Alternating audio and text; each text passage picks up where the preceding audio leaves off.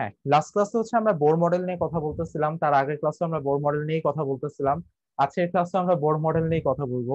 টপিকটা আসলে অনেক বড়, তোমরা আশা করি বোর্ড হবা না। আমরা গত ক্লাসে হচ্ছে বেগ বের করা, তারপর হচ্ছে কক্ষপথের ব্যাসার্ধ বের করা, আর হচ্ছে কোন একটা নির্দিষ্ট কক্ষপথে ইলেকট্রনের শক্তি বের করার ফর্মুলা গুলো দেখছি। আজকের ক্লাসে আমরা সেই সেম ফর্মুলা গুলোই প্রুফ করবো, বাট একটু ডিফারেন্ট ওয়েতে। তোমাদের দুইটা প্রুফই দেখালাম, এটা তুলনামূলক একটু ইজি প্রুফ করাটা। তো এটা একটু দেখে আমি জাস্ট 5 থেকে 7 মিনিটের মতো সময় নেবো। এরপর হচ্ছে তোমাদের একটা প্রবলেম নিয়ে ডিসকাস করবো, যেমন হচ্ছে তোমাদের হচ্ছে যে যদি বইতে কেউ খেয়াল করো, কেন্দ্রমুখী বলের ফর্মুলাটা দেয়া আছে z E square by R square. কেউ খেয়াল করছো? এখানে কে কিন্তু দেয় নাই।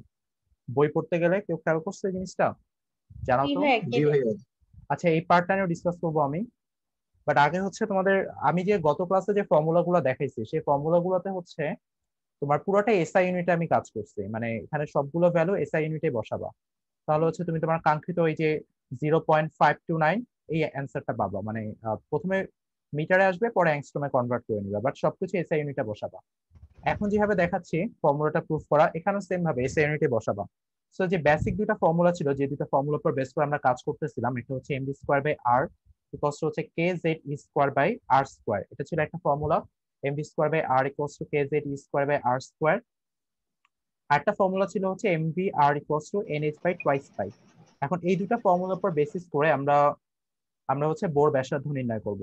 এখন যে 2 নম্বর ফর্মুলাটা তোমরা যদি একটু খেয়াল করো, 2 নম্বর ফর্মুলা থেকে আমরা যেটা করব, 2 নম্বর ফর্মুলা থেকে যেহেতু ব্যাসার্ধ বের করব, বোর অরবিটার রেডিয়াস মানে ব্যাসার্ধ, বোর অরবিট বা বোর কক্ষপথের ব্যাসার্ধ বের করব। তো ব্যাসার্ধ বের করার জন্য আমরা বেগকে এক পাশে রেখে পুরো টার্মটাকে অন্য পাশে নিয়ে যাব।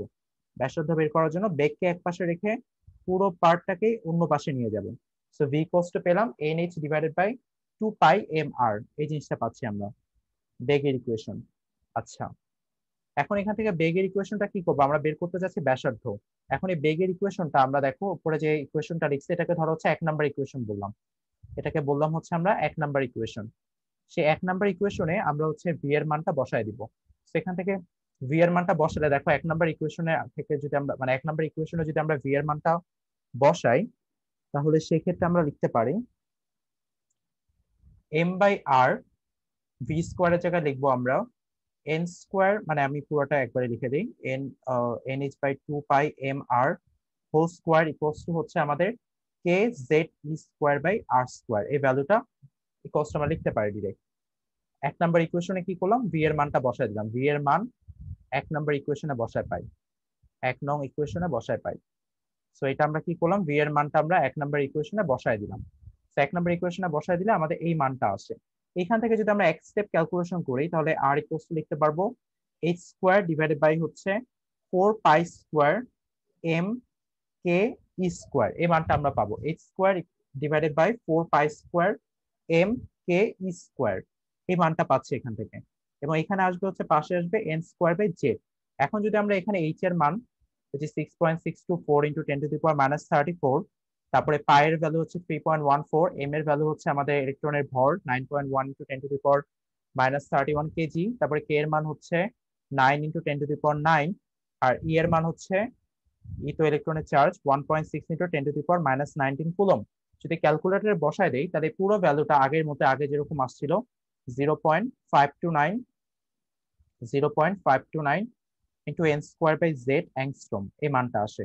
যেখানে এন এর মান হচ্ছে কততম কক্ষপথের কথা বলতেছি, আর জেড এর মান হচ্ছে আমাদের যে পরমাণু ব্যবহার করা হচ্ছে এখানে, যেহেতু বোর মডেলের ক্ষেত্রে। আচ্ছা, তার জন্য মেবি মাইক্রোফোন অন হয়ে গেছে। ওকে, ঠিক আছে, আমি অফ করে দিলাম।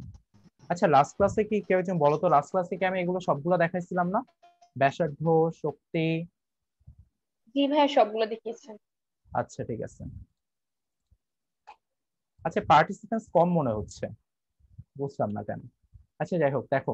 সো এই ক্ষেত্রে যেটা হচ্ছে, তোমার এন এর ভ্যালুটা, তোমার এন এর ভ্যালু হচ্ছে ইলেকট্রন কত নম্বর কক্ষপথে আছে সেটা বোঝাচ্ছে, আর জেড এর ভ্যালুটা হচ্ছে তোমার কোন পরমাণু বা আয়ন সেটাকে ইন্ডিকেট করতেছে। সো আমরা জানি যে বোর মডেল শুধুমাত্র এক ইলেকট্রন বিশিষ্ট পরমাণু বা আয়নের জন্য অ্যাপ্লিকেবল। সো এটা হাইড্রোজেন থাকতে পারে, হিলিয়াম প্লাস থাকতে পারে, লিথিয়াম 2 প্লাস থাকতে পারে, বেরিলিয়াম 3 প্লাস থাকতে পারে, এগুলো জেড এর ভ্যালু হতে পারে। সো এটা হচ্ছে আমি সবকিছু এখানে, আমি যে ভ্যালু গুলো বসালাম এখানে, ক্যালকুলেশন করার সময় এই যে পুরো ভ্যালুটা এখানে যা যা কিছু বসাবো পুরোটা কিন্তু মিটারে আসবে। সেই মিটারে আমি মিটারকে আবার অ্যাংস্ট্রমে বের করার কারণে আমাদের এরকম একটা মান আসছে, যে মানটা মনে রাখা তোমাদের জন্য সহজ।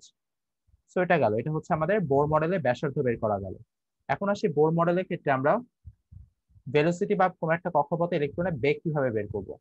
তো আমি লিখতেছি velocity of electron in Bohr orbit. তারপরে তোমাদের বইয়ের ইকুয়েশনটাতে যাই, তাহলে বইয়ের ইকুয়েশনটা কিভাবে হলো। আমি যে ইকুয়েশন গুলো দেখাচ্ছি এগুলো কিন্তু বইয়ের সাথে মিলতেছে না, বাট এই ইকুয়েশন দিয়ে তুমি কাজ চালাতে পারবা, মানে একই সেম সেম জিনিসই আসলে। সো এখান থেকে আমি ঠিক আগের মতো m v square by R equals to K Z E square by R square, এই ফর্মুলাটা এক নাম্বার ফর্মুলা দিলাম। আর একটা হচ্ছে m v r equals to N H by twice by, এটাকে হচ্ছে আমি 2 নাম্বার ফর্মুলা দিলাম। সো এই 2 নাম্বার ফর্মুলা থেকে আমার আর এর মানটা যেটা হচ্ছে এন এইচ ডিভাইডেড বাই হচ্ছে 2 পাই এমভি। 2 নাম্বার ফর্মুলা থেকে কি করব, মানে এই যে আর এর মানটা 2 নাম্বার ফর্মুলা থেকে আর এর মানটা বের করলাম n H divided by 2 pi m v. So এই আর এর মানটা যদি আমি এখন 1 নাম্বার ইকুয়েশনে বসাই দিই আগের মতো, সেই 1 নাম্বার ইকুয়েশনে যদি এখন আর এর মানটা বসাই তাহলে আসবে হচ্ছে এমভি ইকুয়ালস টু, তোমরা নিজেরা ক্যালকুলেশন করে নিও, m v equals to K Z E square by n h. এগুলো দেখালে অনেক সময় নষ্ট হবে আর কি। So 2 pi M. সো এখান থেকে যদি ক্যালকুলেশনটা কমপ্লিট করো তোমরা, যদি ভি এর মানটা বের করো, ভি ইকুয়ালস টু পাবো হচ্ছে 2 k pi e square divided by h into z by n. দেখো আগের মানটাই আসবে। তো এখানে যদি তোমরা এখন ক্যালকুলেটরে বসা দাও মানগুলো, কে এর মান, পাই এর মান, ই এর মান আর এইচ এর মান যদি ক্যালকুলেটরে বসা দাও তাহলে আসবে হচ্ছে, একজন বলো তো কত আসবে। 2.188 2.188 into 2.18 yes 10 exactly to the power 6 জি 2.188 into 10⁶ z by n metre per second.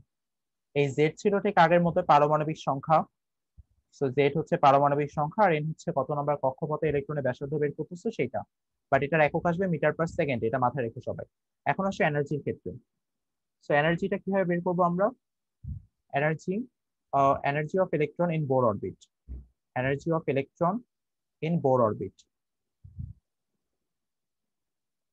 So এটা যদি আমরা বের করি এখন energy of electron in Bohr orbit, তাহলে কিভাবে বের করতে পারি, আমরা টোটাল এনার্জি জানি।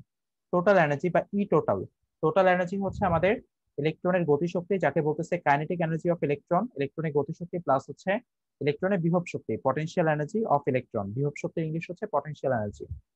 সো কাইনেটিক এনার্জি অলওয়েজ হচ্ছে হাফ এমভি স্কোয়ার, সেটা অলওয়েজ হচ্ছে হাফ এমভি স্কোয়ার। আর পটেনশিয়াল এনার্জি আমরা যদি একটু দেখি, ইন্টিগ্রেশন করব আমরা।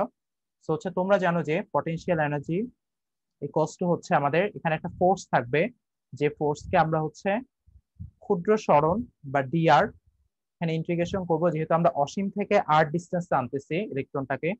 শুরুতে হচ্ছে তোমার নিউক্লিয়াসের ক্ষেত্রে বাইরে ছিল ইলেকট্রনটা, যে নিউক্লিয়াসের ক্ষেত্রে বাইরে থেকে আমরা এইখান থেকে শুরু করে, মানে এটা হচ্ছে এই যে অসীম ডিস্টেন্সটা আমরা বলতেছি সেটা আসলে নিউক্লিয়াসের ক্ষেত্রের বাইরে আছে ইলেকট্রনটা। এই অসীম দূরত্বটা হচ্ছে তোমার নিউক্লিয়াস থেকে ইলেকট্রনের দূরত্বটা এখানে অসীম, কারণ নিউক্লিয়াসের ক্ষেত্রের বাইরে আছে।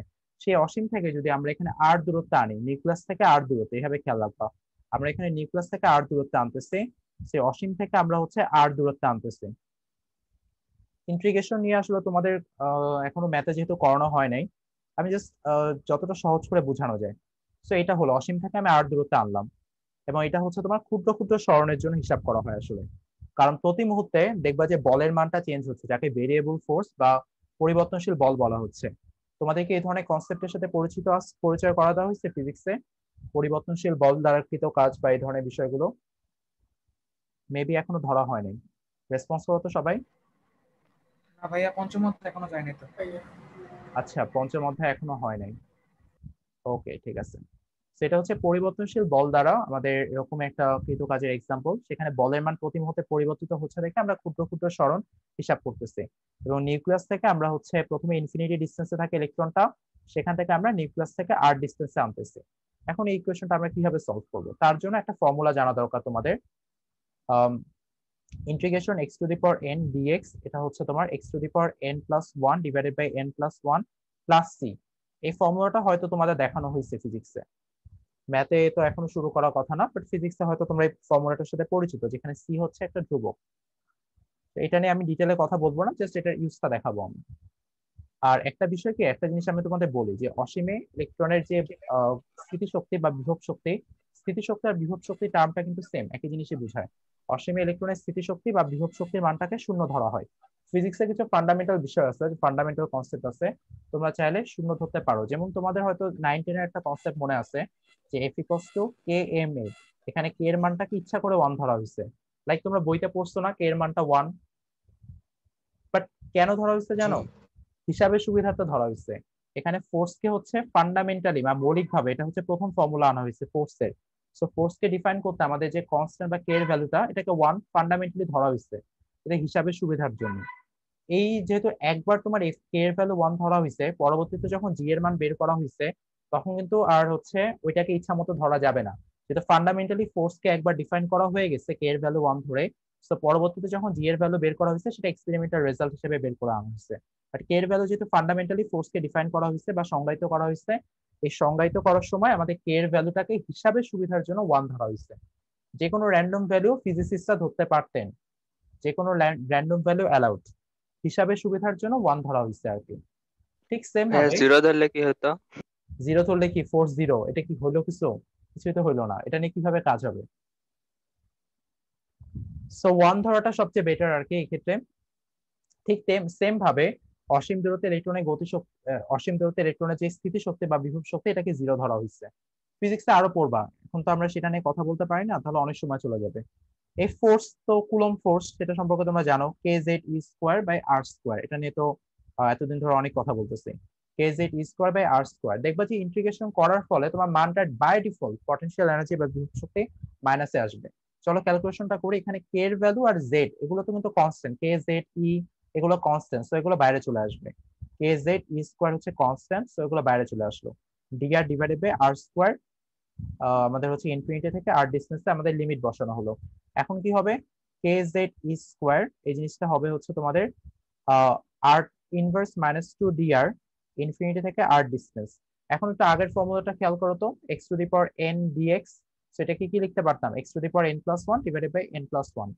সেখানে যেটা হবে এক্স টু দি পাওয়ার, আমরা এক যোগ করবো এক্স এর পাওয়ারের সাথে, মানে আর এর পাওয়ার, এখানে আর এর পাওয়ার, সো আর এর পাওয়ার সাথে এক যোগ করলাম মাইনাস টু প্লাস ওয়ান, নিচে উপরে আর এর পাওয়ার যেটা হতো নিচেও সেটাই বসবে, minus two plus one. So এটা হবে তোমার মাইনাস ইনফিনিটি থেকে আর ডিসটেন্স। এবং আগে একটা বিষয় বলে রাখি, ইন্টিগ্রেশনের ক্ষেত্রে যেহেতু তোমার হচ্ছে এখানে কোনো লিমিট ব্যবহার করা হয়নি, এটাকে তোমার হচ্ছে অনির্দিষ্ট সমাকলন বলে, এবং এক্ষেত্রে হচ্ছে তোমার ধ্রুবক আসে একটা পার্ট, মানে ধ্রুবক আসবেই। তোমরা ম্যাথে বুঝবা জিনিসগুলো, এটা হচ্ছে নির্দিষ্ট সমাকলন। তো এখানে হচ্ছে আমরা যদি এখানে ক্যালকুলেশনটা কিভাবে করা হয়, যে আপার লিমিটকে আমি বসায় দিব, এখানে হচ্ছে আপার লিমিটকে বসায় দিব, মানে আর এর জায়গায় আরই বসবে অ্যাকচুয়ালি, আর এরপরে মাইনাস দিয়ে লোয়ার লিমিটকে বসাবো। তোমরা কি ফিজিক্সে এইটুকু দেখছো সবাই? মানে এতটুকু তো বুঝতে পারবা সবাই? ভাইয়া আচ্ছা, তো এখানে হলো কে জেড ই স্কোয়ার, আমরা যদি আপার লিমিটকে বসাই R to the power minus one, নিচে হচ্ছে মাইনাস ওয়ান, দেন আমরা কি করব, আবার লোয়ার লিমিটকে বসাবো, ইনফিনিটিকে বসাবো। সো এখানে যদি ইনফিনিটিকে বসে আমরা, দেখো তো, আচ্ছা এটা লেখার আগে আমি আগে এই কাজটা করে নিই। R inverse one divided by minus one, ঠিক আছে? সো আর বসালাম, ইনফিনিটি বসালাম। সো এটাকে লেখা যায় পরের লাইনে কে জেড ই স্কোয়ার তোমার হচ্ছে ওয়ান বাই, আমি আর ইনভার্স ওয়ান কে ওয়ান বাই আর লিখলাম, so one by R minus R, so নিচে তো মাইনাস ওয়ান আছে, সো এটা লিখতে পারো চাইলে। এরপরে কি করতে পারো, কে জেড ই স্কোয়ার, এরপর হচ্ছে আর বসায় দিলাম, ওয়ান বাই আর, আর এর জায়গায় আর বসলো, মাইনাস তো আছে সামনে, এটা তো আগে থেকে ছিল, সো এটাকে সরাতে পারবা না। এরপরে বসবে কি মাইনাস অফ, যেটা ফর্মুলার মাইনাস ছিল, ওয়ান বাই মাইনাস ওয়ান, মানে আর এর জায়গায় আর বসলো, মানে আর এর জায়গায় মাইনাস, আর এর জায়গায় ইনফিনিটি বসলো আর কি। সো আগের ক্ষেত্রে আগের যখন হচ্ছে আপার লিমিট বসলাম তখন আর এর জায়গায় আরই বসছে, এবার আর এর জায়গায় ইনফিনিটি বসলো। সো এই ফর্মুলা, এটা কিন্তু ফর্মুলার মাইনাস, এটা ফর্মুলার মাইনাস, সো এটাতে কনফিউজ করো না। সো এই মাইনাস মাইনাসে প্লাস হয়ে যাচ্ছে, so K Z E square minus one by R, minus মাইনাসে প্লাস হয়ে ওয়ান বাই ইনফিনিটি হয়ে যাচ্ছে, ওয়ান বাই ইনফিনিটি ভ্যালু হচ্ছে জিরো। সো এখান থেকে পটেনশিয়াল এনার্জি ভ্যালু পাচ্ছি minus K Z E square by R. দেখো ম্যাথমেটিক্যালি প্রুফ করার পরেও আমরা এটাকে মাইনাসই পেলাম। আচ্ছা, সবাই কি এ পর্যন্ত বুঝছো এটা কিভাবে আসলো? এটাকে আমরা লাস্ট কয়েক ক্লাস ধরে সিম্পলিফাইড ওয়েতে বুঝতেছিলাম। ক্লিয়ার সবার কাছে ক্যালকুলেশন গুলো? কোন স্টেপে কারো কোনো ঝামেলা? ভাইয়া শেষে দিয়ে একটু বুঝি নেই। আচ্ছা, কোন লাইনটা বুঝো না ভাই একটু বলো তো, এই লাইনটা, মানে এটার জি পরের ভাইয়া এই লাইনটা? লাইনটা ক্লিয়ার করেন। জি আচ্ছা, এখানে কি করতে হবে আমি একটু বলি। ভাইয়া হ্যাঁ বলো ভাইয়া। ভাইয়া ওই লাইন থেকে নিচ পর্যন্ত একটু সবগুলোই বলেন। আচ্ছা হ্যাঁ অবশ্যই, কোন লাইন থেকে? যে লাইনটা আমি রেড অ্যারোতে দেখাচ্ছি ওই হ্যাঁ, লাইন থেকে? মার্ক করলেন দেখুন যেটা। আচ্ছা আচ্ছা হ্যাঁ ঠিক ওইটা। আছে। তো এখানে ফার্স্টে কি করব আমরা, এই যে আর এর আপার লিমিটটা বুঝছো, আমাদের লিমিটের যে আপার লিমিট, সেই আপার লিমিটকে ফার্স্টে আমরা এই আর কে দ্বারা রিপ্লেস করবো, যেহেতু দুইটা সেম। তাই আমাদের এখানে হচ্ছে -1/-r। এই মাইনাস তো আগে থেকে ছিল, সো এটাকে তো সরানোর কিছু নাই। সো এই আর জাস্ট এই আর এর জায়গায় বসে যাবে। এখানে অন্য কোনো র্যান্ডম ভ্যালু হইতে পারতো। তারপর ফর্মুলার মাইনাস আসলে, এই মাইনাসটা হচ্ছে আমাদের ফর্মুলার মাইনাস, বুঝছো? এই মাইনাসটা হচ্ছে আমাদের ফর্মুলার মাইনাস, যে মাইনাসটাকে আমি ইন্ডিকেট করতেছি ইয়েলো কালার দিয়ে, সো এটা হচ্ছে ফর্মুলার মাইনাস। এরপর আমাদের ইনফিনিটিটা বসে যাবে কোথায় জানো? আর এর জায়গায়। আর এর জায়গায় আমাদের ইনফিনিটিটা বসে যাবে। সো আর এর জায়গায় ইনফিনিটি বসায় দাও। এখানে হচ্ছে -1/∞। তো -1/∞ হবে না? আর 1/∞ ভ্যালু কত? সামথিং বাই ইনফিনিটি কত হয়? 0 হয় না? সামথিং বাই ইনফিনিটি 0 না? জি ভাইয়া।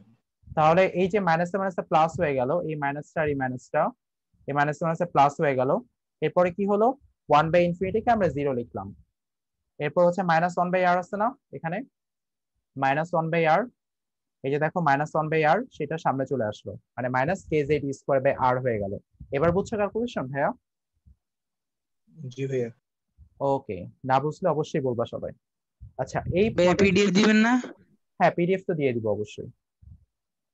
সো এই পটেনশিয়াল ভাইয়া এনার্জি। হ্যাঁ বলো ভাইয়া। ভাইয়া সেখানে দুইটা আর থেকে একটা আর কিভাবে হলো ভাই, ওইটা বুঝলাম না আমি। হ্যাঁ বলুন, তারা ওটা কেটে গেছে। কোন জায়গাটা ভাইয়া একটু বলো তো? কোন জায়গাটা? এই জায়গাটা, এই লাইনটা? জি ভাইয়া এটা। এখানে দেখো এই আর, মানে এই জাস্ট এই আরটাকে রিপ্লেস করলাম আর দিয়ে, একই তো কথা। মানে এখানে আর এর জায়গায় যদি R1 R2 যে কোনো কিছু থাকতে পারতো, তখন এখানে R2 হইতো, বুঝছো? জাস্ট রিপ্লেস করলাম ভ্যালুটাকে। মানে এখানে একই জিনিস হতে তোমার হচ্ছে আহ ভাইয়া আর স্কোয়ার হবে না? আর স্কোয়ার কেন হবে? একটা আর আছে আর একটা তার সাথে গুণ। না না না, রিপ্লেস করা, পজিশন রিপ্লেস করা। এই আর এর জায়গায় আমি আরটাকে বসালাম, এই আর এর জায়গায় আমি ইনফিনিটি থেকে বসালাম। মানে রিপ্লেস করা, যে যেখানে ছিল সেই জায়গাটাকে অন্যকে দিয়ে পরিবর্তন করে নেয়া, নট মাল্টিপ্লাইং। মানে গুণ করা হয়নি, এখানে রিপ্লেস করা হয়েছে। এই এই জায়গায় পজিশনটাকে আর দিয়ে রিপ্লেস করা হয়েছে, আর এই জায়গায় মানে পজিশনটাকে ভাইয়া ইনফিনিটি দিয়ে রিপ্লেস করা হয়েছে। f(r - f(∞) না? বুঝি নাই ভাই, আরেকবার বলো। মানে 1/-r কে যদি আমরা f(x) ধরি, তাহলে এটা f(r - f(∞) না? এফ অফ আর মাইনাস, আমি বুঝি না এখনো কোশ্চেনটা। 1/f কে যদি আরেকবার বলো। 1/-r কে 1/-r কে যদি আমরা f(x) ধরি, তাহলে এটা এভাবে ব্যাখ্যা করা যায় না যে মানে f(r - f(∞)? না না না, ওইটা ওইভাবে তো হবে না। এখানে তোমার ইনফিনিটি কোথায় বসছে? আর এর জায়গায় বসছে, এই আর এর জায়গায় বসছে। তো এই আর এর জায়গায় ইনফিনিটি বসালে কি তাহলে এই হবে? আরটা কই গেছে ভাইয়া? ওই আরটা গায়েব, মানে এটা জাস্ট রিপ্লেস ওভার রাইট করে ফেলছে, বুঝছো? এই আরটা এই আর এর জায়গাটা ওভার রাইট করে ফেলছে, এই ইনফিনিটি এই আর এর জায়গাটাকে ওভার রাইট করে ফেলছে, জাস্ট জায়গাটা ওভার রাইট করছে। এরপরে যদি ভ্যালুটা বসায় তো এরকমই আসে আর কি ক্যালকুলেশনে। এখন কি কারো পরিষ্কার সবার কাছে ক্যালকুলেশনটা কি হলো এখানে? আসলে ম্যাথে এই জিনিসগুলো, তো ফিজিক্সে কি কোনো ধরনের ইন্টিগ্রেশন এখন পর্যন্ত দেখানো হয় নাই? ফিজিক্সে কোনো ধরনের ইন্টিগ্রেশন এই দেখানো হয় নাই? রিপ্লেস করাটা কি ইন্টিগ্রেশনের একটা নিয়ম?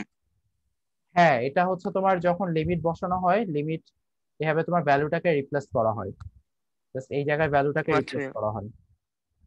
এখানে তো অন্য কিছু থাকতে পারতো, এখানে হচ্ছে 2 3ও থাকতে পারতো, তখন আর এর ভ্যালু আর এর জায়গায় 2 বসতো। ধরো এখানে 2 3 আছে, তখন আর এর জায়গায় 2 বসতো এখানে, আর এই আর এর জায়গায় 3 বসতো। যেটা আছে সেটা বসবে আর কি। প্রথমে আপার লিমিট, তারপর মাইনাস দিয়ে লোয়ার লিমিট বসাতে হয়, এটাই নিয়ম। ভাইয়া সেখানে ঠিক মাইনাস, আছে। আবার -1/3 মানে 1/, ইনফিনিটি কি হয়েছে ভাইয়া এটা? তোমার এই প্রথম মাইনাসটা দেখো, এই যে এখানকার মাইনাস, এটা ফর্মুলার মাইনাস, বুঝছো? আর আগের একটা মাইনাস তো এখানে ছিলই না, এই আর এর আগে তো একটা মাইনাস ছিলই। তার মানে আর এর জায়গায় যদি ইনফিনিটি বসে, তার মানে ইনফিনিটির পরে তো আগে তো মাইনাস তো থাকবেই, থাকবে না? ভাই তার মানে এখানে আটটা দুইবার বসছে, আরটা মানে আর এর মানটা দুইবার মানে রিপ্লেস করছেন। হ্যাঁ, যেহেতু আপার লিমিট আর লোয়ার লিমিট আছে, ফার্স্টে আপার লিমিট রিপ্লেস করবে, তারপর লোয়ার লিমিট রিপ্লেস করবে, বুঝছো? আচ্ছা ভাই। ম্যাথে আরো ক্লিয়ার হবে আইডিয়া গুলো। ইন্টিগ্রেশন তো মানে ক্যালকুলাস তো অনেক বড় টপিক। সো এখন যদি আমি এখানে বিভব শক্তির মানটা বসাই, minus K Z E square divided by R পাচ্ছি। কিভাবে পেলাম তা তো এতক্ষণ দেখলামই, এত বড় একটা ক্যালকুলেশন। সো এখান থেকে দেখো আমরা এই যে M V square by R, এটাকে লিখতে পারি আমরা K Z E square by R square. So এখান থেকে যদি আমরা এম ভি কে এক পাশে রাখি, এম ভি স্কোয়ার কে এক পাশে রাখি, কারণ আমার গতিশক্তির M V square by M V square কে চেঞ্জ করতে হবে। সো এটা যদি চেঞ্জ করি তাহলে এখান থেকে আসে এম ভি স্কোয়ার ইকুয়ালস লিখতে পারি K Z E square by R, এই জিনিসটা আমরা লিখতে পারি। এম ভি স্কোয়ার ইকুয়ালস লিখতে পারি K Z E square by R. So এই এম ভি স্কোয়ারের এই ভ্যালুটাকে আমরা হচ্ছে এখানে রিপ্লেস করব এই এম ভি স্কোয়ারের জায়গায়। সো এম ভি স্কোয়ারে যদি রিপ্লেস করি পাবো হচ্ছে half into k Z E square by R minus হচ্ছে কে Z E square by r. সবাই বুঝতে পারছো এটা? বুঝার তো কথা। বুঝছি ভাইয়া। ওকে, সো দেখো আমরা এখানে কি করলাম, K Z E square by R কে কমন নিলাম। সো এটা কমন নিতে পারি। সো হচ্ছে কে জেড ই স্কোয়ার কে আমরা কমন নিলাম, তাহলে এখানে হয় half minus one K Z E square by R, আমরা এখানে কমন নিলাম। সেখান থেকে পাচ্ছি হচ্ছে আমরা মাইনাস হাফ, হাফ থেকে মাইনাস ওয়ান বিয়োগ হচ্ছে, তার মানে হাফ তো 0.5, 0.5 থেকে মাইনাস ওয়ান বিয়োগ দিলে তো মাইনাস 0.5 বা মাইনাস হাফই পাওয়ার কথা। So minus half K Z E square by R, এই জিনিসটা পাচ্ছি আমরা। এখন একটু খেয়াল করো তো ভালো করে সবাই, আমাদের এখানে আর এর জায়গায় যদি আমরা হচ্ছে অ্যাকচুয়ালি এই আরটাকে আমাদের রিপ্লেস করতে হবে আর এর ফর্মুলা দিয়ে, যেটা আমরা দেখছি এতক্ষণে 0.529 into z square by n square, এটাকে হচ্ছে আমরা পাইতাম হচ্ছে অ্যাংস্ট্রমে। সো আমরা এটাকে কিছু sorry n square by z. So 0.529 n square by z, ফর্মুলাটা আরেকবার দেখে আসি, 0.529 এন স্কোয়ার বাই জেড। এই যে 0.529 এন স্কোয়ার বাই জেড ছিল আমাদের আর এর ফর্মুলা। সেই আর এর ফর্মুলাটা যদি আমরা এখানে বসায় দেই, এবং অবশ্যই এখানে অ্যাংস্ট্রমকে মিটারে কনভার্ট করতে হবে। সো মিটারে কনভার্ট করতে গেলে 10⁻⁻10 দিয়ে মাল্টিপ্লাই করতে হবে। সো ফর্মুলাটা যদি তোমার একটু মনে করা দেই, মানে মিটারে কি হবে, মানে তোমার হচ্ছে 1 মিটার ছিল 10⁻10 অ্যাংস্ট্রম। সো 1 অ্যাংস্ট্রম হচ্ছে 10⁻10 মিটার, রাইট? সো এই 1 অ্যাংস্ট্রম 10⁻10 মিটার, সেই 10⁻10 এখানে আসলো, আমরা মিটারে নিলাম। সো আর এর ভ্যালুটা যদি আমরা এটা বসায় দেই, দেখবা যে আর কে এর মান তো আমরা জানি অলরেডি। সো এখান থেকে আসবে জেড আর এন এর মানটা জানি না, সো এখান থেকে ভ্যালুটা আসবে -13.6। আমরা ডিরেক্ট ইলেকট্রন ভোল্টে নিচ্ছি, কিছুক্ষণ পর তোমাদের বইয়ে ব্যবহৃত আরেকটা এককও দেখাবো। So z square by n square electron volt. সবাই বুঝতে পারছো? এটা এটা হচ্ছে টোটাল এনার্জি। কিভাবে আসলো, কারো কোনো ডাউট? ভাইয়া আমার একটু সমস্যা আছে। হ্যাঁ বলো ভাইয়া। ভাইয়া এখানে মানে দুইটা উপরে, একটু উপরে আরেকটু, আচ্ছা একটা মানে সেকেন্ড, আমি আচ্ছা আমি একটা সাউন্ডটা বলি। বাড়াই নি। আচ্ছা, হ্যাঁ বলো। এখানে ভাইয়া মানে বিভব শক্তির মান আপনি লিখছেন, মানে আমরা ক্যালকুলেশন করেও পাইছি যে কে জেড ই স্কোয়ার বাই আর। ভাইয়া মানে এক্স্যাক্টলি। আসলে ক্লাস 10 এর বিষয়গুলো এখনো মাথায় ঘুরতেছে, তো তো মানে 10 এ তো আমরা পড়ছিলাম ভাইয়া যে শক্তি ঋণাত্মক হয় না, তো এখানে তো আমরা পাইলাম শক্তি ঋণাত্মক, এই জিনিসটা একটু। ও আচ্ছা, বুঝতে পারছি। ক্লাস 10-এ তোমাদের এরকম লাইন ছিল ডিরেক্ট শক্তি ঋণাত্মক হয় না? তোমাদের কি ধনাত্মক কাজ ঋণাত্মক কাজের কনসেপ্টটা ছিল না ক্লাস 10, 9, 10-এ? ছিল, কিন্তু পরবর্তীতে ভাইয়া মানে ওখানে একটা যুক্তি ছিল যে হাফ এম বি স্কোয়ার, এখানে ভি এর মান যেহেতু ভি এর মানের উপরে যেহেতু স্কোয়ার আছে, তাই মানে শক্তি ধনাত্মক এটা ধনাত্মক হয়। এটা গতিশক্তি বা বিভব শক্তির কাহিনী কি তোমাকে আমি বলি। বিভব শক্তিটা হচ্ছে ইনফিনিটিতে জিরো ধরা হয়েছে, মানে লাইক আমি F equals to K M A, এই যে টার্মটা, এটা হচ্ছে ইনফিনিটিতে জিরো ধরা হয়েছে। এরপর যেটা মিন করতেছে, ধরো মানে তোমার হচ্ছে ইনফিনিটিতে নিতে গেলে আমাদের হচ্ছে কোন একটা ইলেকট্রনকে শক্তি দিতে হবে, পজিটিভ এনার্জি সাপ্লাই করতে হবে। সেই পজিটিভ এনার্জি একসেপ্ট করে ওই নেগেটিভ এনার্জিটা যখন মানে ধরো এখানে -13.60 তো আসলো, ধরো এবার হাইড্রোজেনের ক্ষেত্রে প্রথম কক্ষপথে এনার্জি হচ্ছে -13.6। তুমি যদি এখন +13.6 এনার্জি দাও ইলেকট্রনকে, মানে +13.6 ইলেকট্রন ভোল্ট এনার্জি দাও, তখন ইলেকট্রনটা অসীমে চলে যাবে। এটা জাস্ট মানে তোমার একটা হাইপোথেটিক্যাল কনসেপ্ট যে হচ্ছে অসীমে এনার্জির ভ্যালুটাকে জিরো ধরার কারণে আসলে তোমার এখানে নেগেটিভ ভ্যালুটা আসতেছে, বুঝছো? এটা নাথিং এলস, এখানে অন্য কিছু না এটা।